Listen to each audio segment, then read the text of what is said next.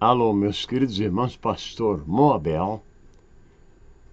E hoje vou fazer um vídeo. E o título é Um dia o homem pecará pela última vez. Vou ler na palavra do Senhor, Deuteronômio capítulo 24, versículo 16, que diz: Os pais não morrerão pelos filhos, nem os filhos pelos pais.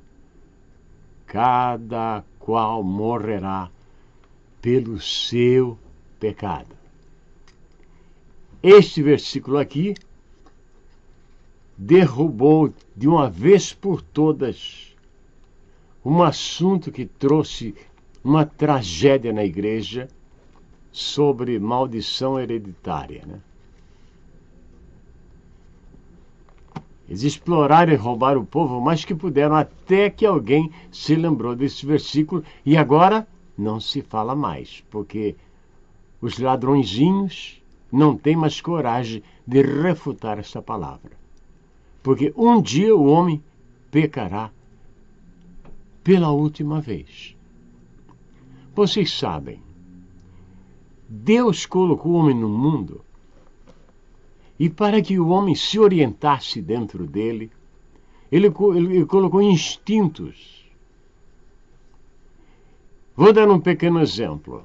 Um dos instintos básicos da pessoa é o instinto de alimentar-se. A criança nasce e na primeira oportunidade começa a alimentar-se.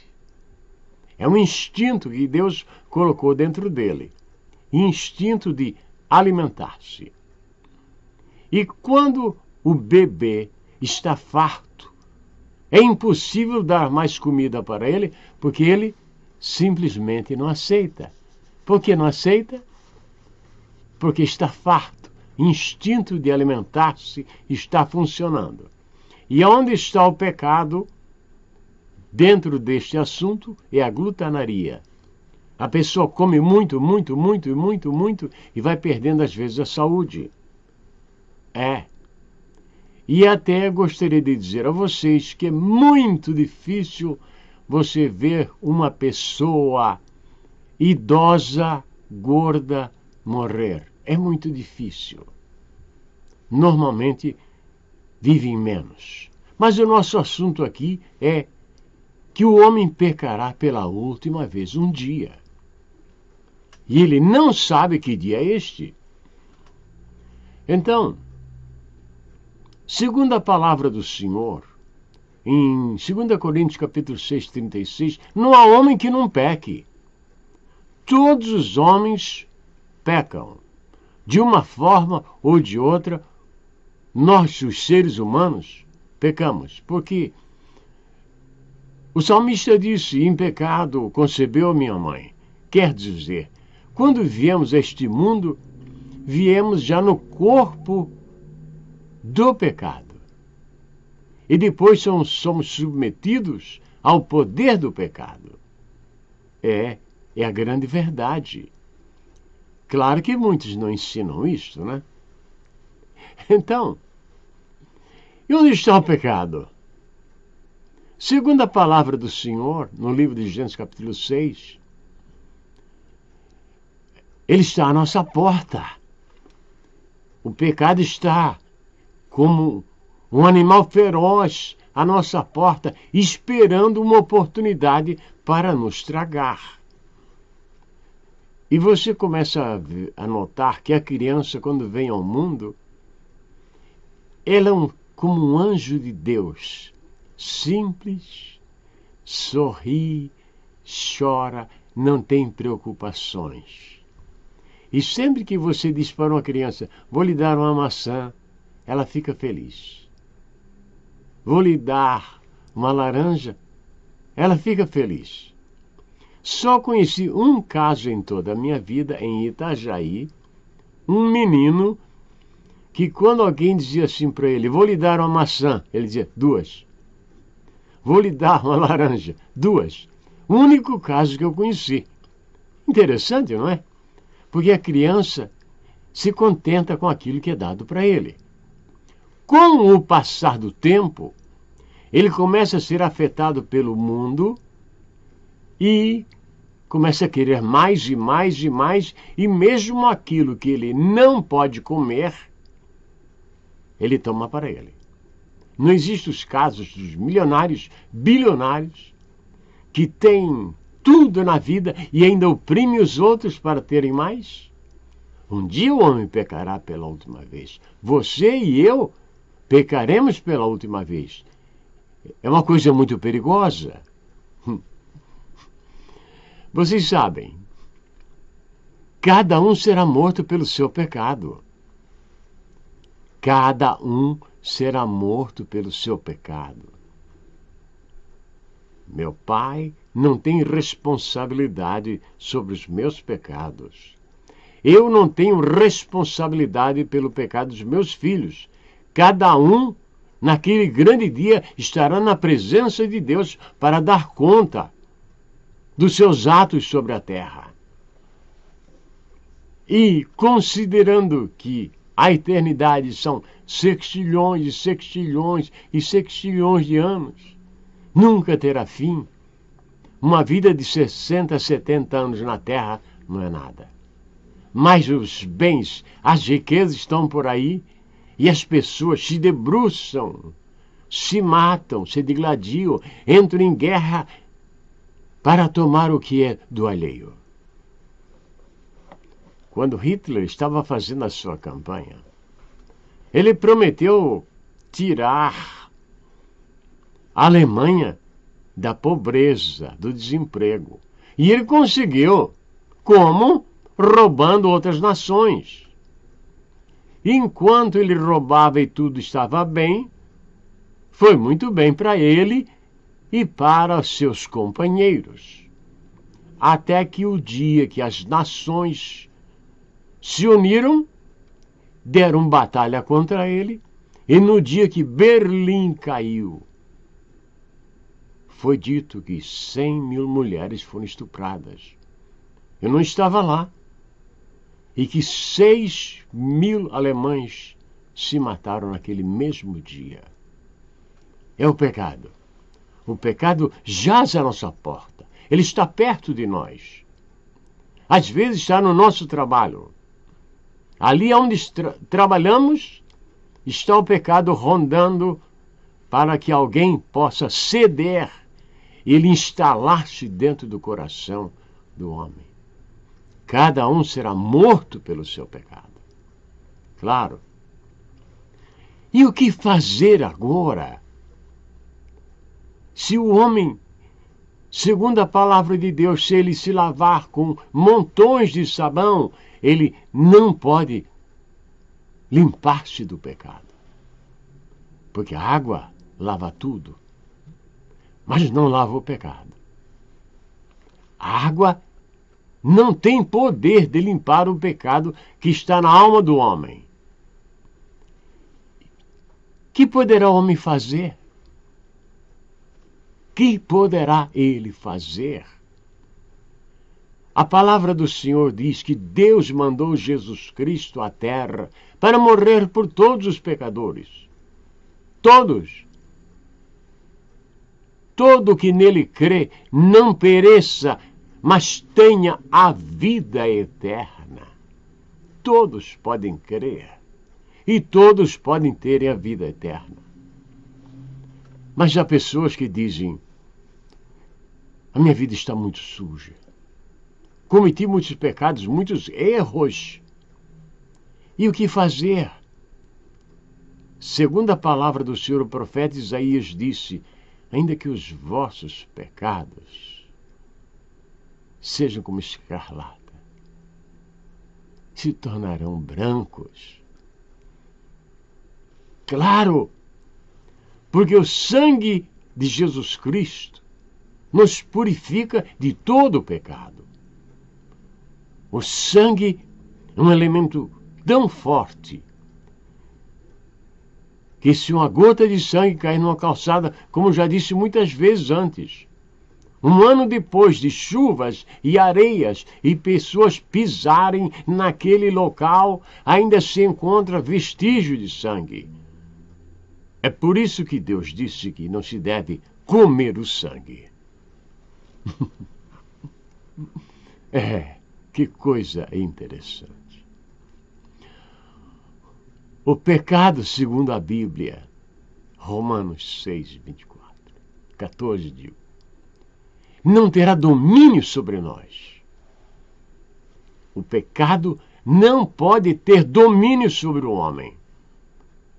Porque o homem tem ao lado dele Jesus Cristo, Deus, o Espírito Santo, anjos, arcanjos, querubins, serafins, a palavra para ajudá-lo a combater o pecado.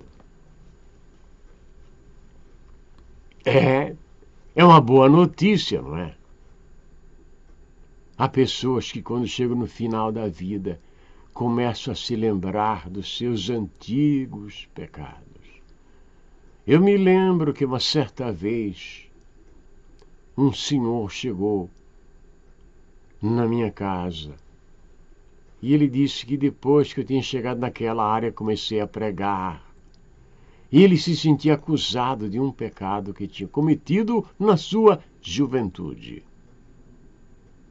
Eu não quis saber o que pecado era, mas perguntei: quanto tempo faz isto? Ele disse: 60 anos. 60 anos depois de ter cometido um pecado, o pecado estava diante dele, como dizia Davi: o pecado está diante de mim. A pessoa dorme com aquilo, acorda pensando naquilo, vai comer, viaja, trabalha pensando no pecado cometido. Uma certa vez aqui, um homem aceitou Jesus e no passado ele tinha cometido um crime. E ele procurou o pastor e disse: sabe, eu cometi um crime no passado. O que devo fazer? O pastor lhe disse: procure as autoridades e confesse. Qual não foi a surpresa quando ele chegou perante um delegado e disse: senhor delegado, há muitos anos atrás eu cometi um crime. E agora eu quero resolver isto.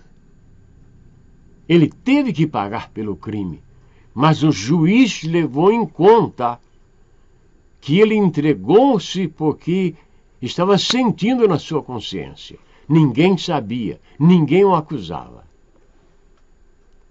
Este é o poder de Jesus Cristo nas nossas vidas. Alguém disse que a palavra consciência não está escrita no Velho Testamento. Parece que não. Mas a consciência está lá. Adão, onde estás? E Adão foi logo dizendo que ele tinha se escondido. Ele sabia que alguma coisa errada ele tinha feito. Você sabe, há homens nesta vida, quando tem oportunidade, comete muitos males. Quando ele pode fazer o bem, ele faz o mal. Ele pode fazer o bem? Pode. Mas entre fazer o bem e fazer o mal, ele faz o mal, ele escraviza. Mas isso é em todas as áreas da vida, mesmo na religião. Pessoas até já perderam a vida por isso. Por causa deste livro, muitas pessoas foram lançadas no fogo. Um dos grandes homens do passado, que dedicou-se a Deus, foi condenado à fogueira. E quando eles amarraram ele, veio uma senhora idosa com um feixe de madeira, de lenha nas costas. E ela botou bem aos pés do servo do Senhor. E o servo do Senhor, amarrado, disse para ela: minha senhora, que mal lhe fiz para você colocar esta madeira aí para me queimar. É uma morte horrível. Imagine vocês que bombeiros sacrificam a sua vida para salvar uma pessoa do fogo, uma só. Mas ela disse: eu ouvi dizer que este inverno que está vindo aí é muito rigoroso. Mas eu quero ter certeza que esta lenha aqui vai queimar você, porque você é um herege. Não que ela soubesse o que era um herege, porque eles disseram para ela que quem lia a Bíblia era um herege. Vocês entendem? Aquela pobre senhora, naquele grande dia, vai ter que dar conta daquele feixe de madeira, de lenha, que colocou aos pés do servo de Deus para ser queimado. É assim. Agora, um dia o homem pecará pela última vez. Eu me lembro que eu trabalhei com um cidadão que o homem parecia um Judas Iscariotes entre nós. Parecia um Judas Iscariotes. Causava muitos problemas. E eu me lembro que ele, não sendo cristão, no final do ano, no último dia, no último minuto, nós estávamos todos reunidos. E quando entrou o novo ano, ele gritava mais do que todos, pulava. E olhando aquela cena, dentro de poucos dias, ele morreu instantaneamente. Naquele lugar aonde ele ia, às vezes, denunciar ou saber o que acontecia com seus colegas de trabalho, ele caiu morto. E eu fico me lembrando, às vezes a pessoa vive no pecado e não é uma pessoa tão má. Um dia este homem, que era considerado como Judas Iscariotes entre nós, ele estava no trabalho dele assim, pensativo. E eu me aproximei dele e disse: amigo, eu quero comprar seus pensamentos por 1 centavo, porque é um dito que temos aqui. Ele disse: estou pensando como pagar o imposto de renda do meu filho. Você entende? Estava tão perto de sair desta vida e não sabia. Muitas pessoas batem a porta do carro, fecham a porta do carro pela última vez e não sabem. Vou até lhes dizer uma coisa.